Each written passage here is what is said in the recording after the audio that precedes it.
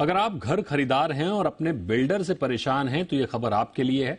Real estate से जुड़ी शिकायतों के जल्द निपटारे के लिए सरकार ने एक फ्रेमवर्क तय करने का फैसला किया है।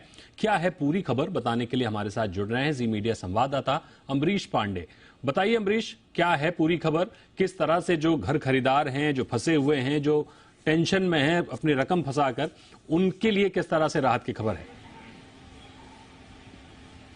देखिए, घर खरीदना किसी के लिए भी एक बड़ा सपना होता है, जीवन का एक बहुत इंपॉर्टेंट सपना होता है। और ऐसे में जब आप वो खरीद कर कहीं फंस जाते हैं या फिर वो सर्विसेज या फिर वो वादे जो पूरे नहीं होते आपको, उसको लेकर आपको फिर कोर्ट के कई सारे चक्कर लगाने पड़ते हैं और एक लंबी लड़ाई लड़नी पड़ती है। सरकार ये चाहती है कि सारी दिक्कतें खत्म हो, क्योंकि कई बार ऐसा भी देखा गया है कि जो वजह होती है वाकई बिल्डर के सामने, वो उसको डिस्करेज नहीं कर पाते हैं। और इस सारे सिस्टम को और फ्री फ्लो करने के लिए सरकार ने एक बड़ी बैठक बुलाई है, जो कि 18 अप्रैल को होनी है। और जो जी बिजनेस को जानकारी मिली उसके अनुसार इस बैठक में बैंकर्स, बिल्डर्स एसोसिएशन, रेरा, राज्यों के प्रतिनिधि सारे शामिल होंगे और एक फ्रेमवर्क तय किया जाएगा। फ्रेमवर्क में जो शिकायतें आ रही हैं उनको कई तरह की श्रेणियों में बांटा जाएगा। मसलन ऐसी शिकायतें जो कि आपसी बातचीत के द्वारा हल की जा सकती हैं, उनको एक तरफ रखा जाएगा। इसके अलावा वो सिस्टम या वो शिकायतें जो कि सिस्टम या राज्यों या कानून के दायरे में आती हैं, उनको कैसे आसान किया जाए, उनका हल करना या फिर उनका निपटारा कैसे आसान किया जाए, उसको लेकर एक पूरा फ्रेमवर्क तैयार होगा।